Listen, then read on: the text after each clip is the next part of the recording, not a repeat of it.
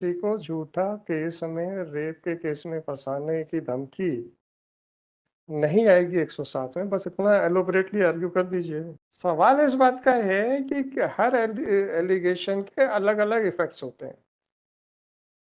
किसी को भी 376 में झूठा फंसा के जेल भेज देने की धमकी, जिससे कि उसका जीवन नर्क बन जाए जेल में जाके, is it not sufficient to make out an offense of abatement to commit suicide? Deceased है और जो उसकी मदर है Madam, they might be the notorious person of the इलाका, no problem. मैंने देख ली डायरी, जब तक आप बहस कर रहे थे पूरी डायरी देख चुका हूँ। Not see the act law आप जो कहें कि साहब उनके खिलाफ बहुत लोगों ने कंप्लेंट्स कर रखी थी, पूरा मोहल्ला दुखी था, बहुत अच्छी बात है। इतनी बार एफआईआर होनी चाहिए कि देखो मेरे को झूठा फंसा रही, मेरे को झूठा फंसा रही। एक एफआईआर एटलीस्ट वो कितनी होनी चाहिए? जीवित स्थिति में, कानून बताइए ना। मैं आपको जीवित स्थिति में एटलीस्ट एक एफआईआर अरे तो तो होना चाहिए। भाई साहब, मैडम आप ये बताइए कि कितनी एफआईआर कानून के हिसाब से होनी? चंद्रशेखर आहूजा अपने पूरे होश में ये पत्र लिखकर आत्महत्या करने जा रहा हूँ कि ये कदम उठाने में मेरी मजबूरी है, क्योंकि मैं कोर्ट कचहरी के मामलों से तंग आ गया हूँ। मेरे पड़ोसियों ने मेरा जीना मुश्किल कर दिए हैं। मेरे पड़ोसी डॉक्टर शिवानी निषाद, उनकी मम्मी रानी निषाद, कैलाश नंदनवार, अनीता नंदनवार, तीजन कुशराम ने मेरे और मेरी मम्मी के ऊपर झूठा मुकदमा दर्ज करवाकर मेरा भविष्य खराब कर दिए हैं। मैं इंदौर में कोचिंग के लिए घर गिरवी रख कर गया था ताकि मैं नौकरी कर अपने परिवार को सहयोग कर पाऊं, लेकिन उन्होंने मेरे ऊपर जो केस दर्ज करवाए, जिसके कारण ना मैं पढ़ाई कर पाया ना ही अब घर में रहता। यहाँ बम्बनी बंजर में रहने का कारण यही है क्योंकि शिवानी दीदी मुझे धमकी देती है, घर बेचकर मोहल्ला छोड़कर चले जाओ, नहीं तो बलात्कार छेड़छाड़ के केस में फंसाकर तुम्हें जेल भेज दूंगी। इतने डर में मैं नहीं जी सकता। इनके खिलाफ पुलिस के पास शिकायत दर्ज करवाने जाओ तो शिवानी दीदी के परिचित पुलिस आरक्षक सोएंसो और शैलेश गौतम और माटे हमारी शिकायत दर्ज नहीं करते। मैं परेशान हो गया हूँ। अभी मैं यहाँ बमनी में हूँ तो ये लोग मेरी मम्मी से लड़ते हैं, मारने पीटने, नॉट विजिबल, मारने पीटने का प्रयास करते हैं। अभी तक वो भी नहीं बिका। परिवार की परिस्थिति इतनी अच्छी नहीं है कि कोर्ट कचहरी में पैसे लगा पाएं। इतनी परेशानी, इतनी प्रताड़ना मेरे पड़ोसियों से झेलने के बाद अब जीने की इच्छा खत्म हो गई है। जी आपने असली चीज तो बीच में से छोड़ दी है। जी, पढ़ा है। परिस्थिति इतनी अच्छी नहीं है कि कोर्ट कचहरी में पैसा लगाएं। इतनी परेशानी, इतनी प्रताड़ना मेरे पड़ोसियों से शिवानी दीदी मुझे क्या धमकी देती है, ये कहाँ पढ़ा? पढ़ा ना मैंने। पढ़ दिया तो मैंने ध्यान नहीं दिया, सॉरी। मैंने आप बताइए, किसी को ये आरोप लगाना है कि तेरे को हम छोटे ऑफेंस में बलात्कार के केस में फंसा देंगे। लॉर्डशिप, ये एलिगेशन लगाए इन्होंने, जो डाइंग डिक्लेरेशन में ये मेंशन किया है, ये एक पीएससी की तैयारी कर रहे थे जैसा कि व्हाटएवर इट इज, ये डाइंग डिक्लेरेशन है। whether it is reliable or not reliable, it is the job of the trial court. I agree. Now the only allegation is that the applicant number one was in a habit of threatening the deceased that she would falsely implicate him in a false case of rape. Lordship, if the entire process, case diary I have perused, Lordship, there is not a single document. Case diary आपके हाथे कैसे चढ़ गई ये भी बताओ। Charge sheet, I am sorry, I have. आपने case diary बोला, मतलब सच निकलता है इस कोर्ट में। No no lordship, I have gone through the entire charge sheet. आपने कहा you have seen the entire case diary, not the case diary. 172 की लाइट में आप बता दीजिए, आप तो इतने पावरफुल हैं, ऐसे यही तो लिखा है कि आपके। Lordship, I have gone through the charge sheet lordship. Madam आपके एफआईआर में लिखा, सॉरी डाइंग डिक्लेरेशन में लिखा कि पुलिस वाले आपके खिलाफ रिपोर्ट नहीं लिखने देते, और आप कह रहे हैं मैंने डायरी देखी हुई है। पूरे चार्जशीट में देयर एक सिंगल ऐसा कोई कंप्लेंट तक फाइल कहीं किया हुआ है जो इन्होंने कहीं सीएम को दिया हो या किसी सीएम हेल्पलाइन में दिया हो या कहीं पे भी कोई कंप्लेंट किया हो। मैडम अनफॉर्चुनेटली डायरी में सब लगी हुई है, मैं वही देख रहा था जब आप पढ़ रही थी। अब प्राइमा फेसी लॉर्डशिप आर्गुमेंट ये है कि इवन पूरा का पूरा प्राइमा फेसी केस को एज इट इज भी एक्सेप्ट किया जाए तो जो 107 के इंग्रेडिएंट्स हैं लॉर्डशिप, 107 मैडम मैं वही कह रहा हूँ, किसी को भी झूठा 376 के या 354 के केस में फंसाने की धमकी देना नहीं आएगा, बस इतनी बहस कर दीजिए। This dying declaration is more than sufficient. मैंने आपसे कहा वेदर इट इज रिलायबल और not reliable, it is a matter of trial है इसमें डाइंग डिक्लेरेशन इसमें या झूठा फंसाने का। प्रोसिक्यूशन की स्टोरी ये थी लॉर्डशिप मैडम इसमें। मैडम जी इसमें इतना है कि रेप के झूठे एलिगेशन लगाने के आरोप जो है 306 में नहीं आएंगे। नहीं, ऐसा स्पेसिफिक इस पॉइंट पे नहीं है, हाँ बट दैट मस्ट बी इसमें आया है लॉर्डशिप। सुसाइड नोट उसमें भी था, एक बच्चे को, एक टीचर के ऊपर एलिगेशन था कि उन्होंने बच्चे के साथ मारपीट की, जिससे बच्चे मैडम ठीक है ना, every aspect has to be dealt with separately. किसी को थप्पड़ मार देना वो भी टीचर के द्वारा she is a doctor by profession lordship. may be hardly matters. She may be a doctor, but whether she can commit an offense, that is the question. या फिर आप आईपीसी में बता दीजिए कि doctors are exempted from offence. No that is not. आपको exemption मिलेगा सिर्फ मैथ्यू जैकब वाले जजमेंट में, कहीं और एग्जेम्पशन नहीं है। आप तो इतना ही बताइए कि एफआईआर में अगर झूठा आरोप लगाने का, सॉरी डाइंग डिक्लेरेशन में अगर ये आरोप है कि आप उसको रेप केस में झूठा फंसाने का देते हैं धमकी, तो वो अबेटमेंट टू सुसाइड नहीं होगा।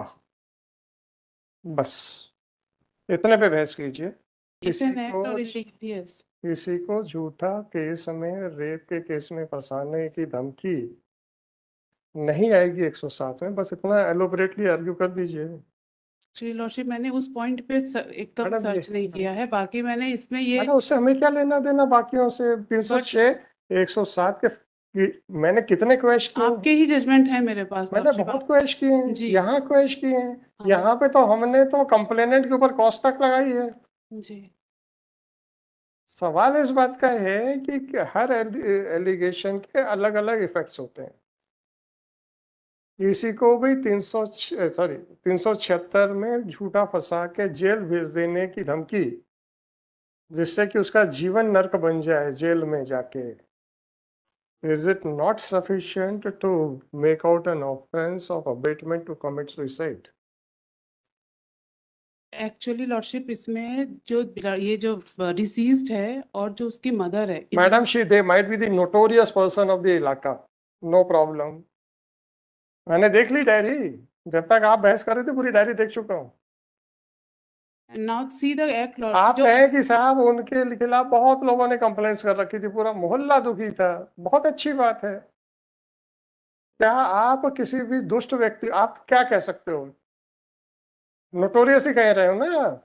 मेरा कहने का मैं ये कहना चाह रही हूँ कि जो उनकी मदर और ये जो डिसीज्ड है, इन लोगों ने पूरे सबके खिलाफ भी रिपोर्ट्स करके रख दिए थे। तो जब इन्होंने बाकी रिपोर्ट्स किए थे, तो ये जो एलिगेशन लगा रहे हैं, ये जो इनके डाइंग डिक्लेरेशन में है, there is no complaint pertaining to that. और मैडम तो क्या कितनी बार एफआईआर होनी चाहिए कि देखो मेरे को झूठा फंसा रही, मेरे को झूठा फंसा रही। एक एफआईआर एटलीस्ट वो कितनी होनी चाहिए, जीवित कानून बताइए ना। मैं आपको जीवित स्थिति में एटलीस्ट एक एफआईआर अरे तो तो होना चाहिए। भाई साहब, मैडम आप ये बताइए कि कितनी एफआईआर कानून के हिसाब से होनी चाहिए, वो तो मल्टीपल कितनी भी एफआईआर कोई कर सकता है लॉर्ड। मिनिमम कितनी होनी चाहिए, एक एफआईआर तो होनी कानून बता दीजिए। चाहिए। मेरा मतलब है, अगर ऑफेंस कमिट हुआ है, अगर हमने धमकी दी है, he was educated boy.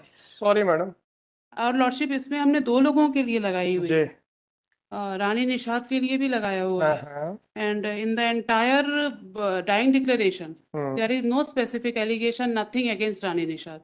Ji she is the mother of Shivani Nishad, aged about 63-64 years of age. पूरे डाइंग डिक्लेरेशन को अगर पढ़ेंगे तो रानी निषाद के अगेंस्ट में कोई और मैडम और क्या बयान है, जी और बयान क्या क्या है? बयान भी है लॉर्डशिप सब। 161 के स्टेटमेंट्स हैं। उनके मदर का है शांति आहूजा। मैं रेलेवेंट पढ़ देती हूँ।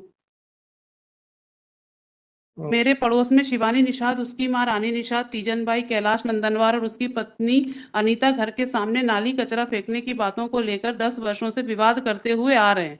वर्ष 2020 में इन लोगों द्वारा हम लोगों से विवाद किया गया था, तो मैंने थाने में कैलाश नंदनवार और उसकी पत्नी अनीता के खिलाफ कोतवाली जिला बालाघाट में रिपोर्ट की थी।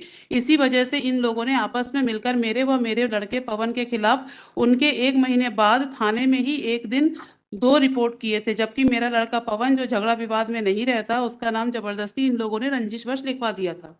जुलाई 2022 में मेरा लड़का पवन इंदौर से बालाघाट आया तो कैलाश नंदनवार व अनीता नंदनवार, जिन्होंने वहां से घर बदलकर दूसरी जगह चले गए थे, उसके बाद भी इन लोगों का अपने घर आना जाना लगा रहा था। और साथ में ये पांचों लोग मिलकर जब कभी भी आमने सामने आते तो मेरे लड़के पवन को धमकियां देकर कहते थे कि इसका भविष्य बर्बाद कर देंगे। बेवजह ये लोग मेरे व मेरे बेटे को आए दिन ताना देकर कहा करते थे कि कितने बेशर्म लोग हैं, इतनी इनकी रिपोर्ट होने पर भी इनको कोई फर्क नहीं पड़ता, जैसे हम रहते तो कब से मर जाते। कई बार शिवानी द्वारा बलात्कार के केस में फंसाने की धमकियां दी गई।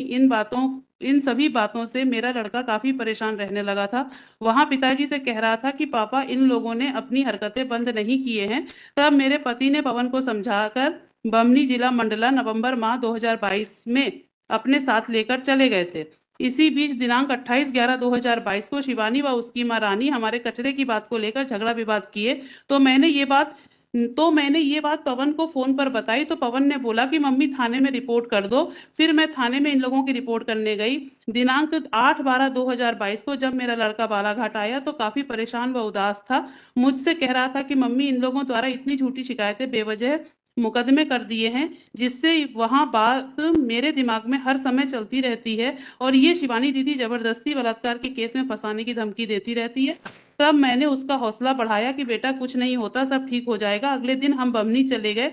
इसी बीच दिनांक 17/12/2022 को मेरे पति सोयनसो आए हुए थे। मुझसे कह रहे थे कि शांति, अपना घर जल्दी बिक जाएगा तो इन लोगों की झंझट से छुटकारा मिलेगा, क्योंकि पवन बहुत ज्यादा परेशान रहता है। मैंने कहा कि आप पवन का ध्यान रखो। फिर मेरे पति 20/12/2022 को बमनी आए और मुझे फोन पर बताए कि पवन ने कमरे में फांसी लगा ली है। फिर अनीस भाई के साथ और परिवार वालों के साथ खबर सुनकर हम बमनी पहुंचे। जी madam. This same 161 statements of the father and the other witnesses were recorded, Lordship. जी और so far as the appellant number 2 is concerned, there is no allegation against her. जी जी और appellant Lordship, I am also relying a judgment. Hmm, Uday Singh versus State of Haryana, hmm, AIR 2019, Supreme Court 4570. Lordship, paragraph 16.1 and 16.2. I am only reading the relevant portion, Lordship. If the accused by his act and by his continuous course of conduct create a situation which leads the deceased perceiving no other option except to commit suicide, the case may fall within the four corners of section 306. If the accused plays an active role in tarnishing the self-esteem and self-respect of the victim, which eventually draws the victim to commit suicide, the accused may be held guilty for abandoned suicide. Here, in the present case, this is not the case of applicant, that there is only bald allegations.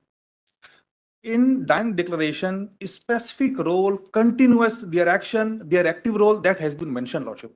And one point, this may also kindly be noted, Lordship, how the deceased address the applicant. He has said, Didi. And what type of allegations they have made. They all together are liable, Lordship, and trial is to be. यार ये किताब निकाल लेना, 2019 से आई है, 4570 Lordship, I am relying on Gangula Mohan Reddy and M. Mohan's judgment. दे दीजिएगा।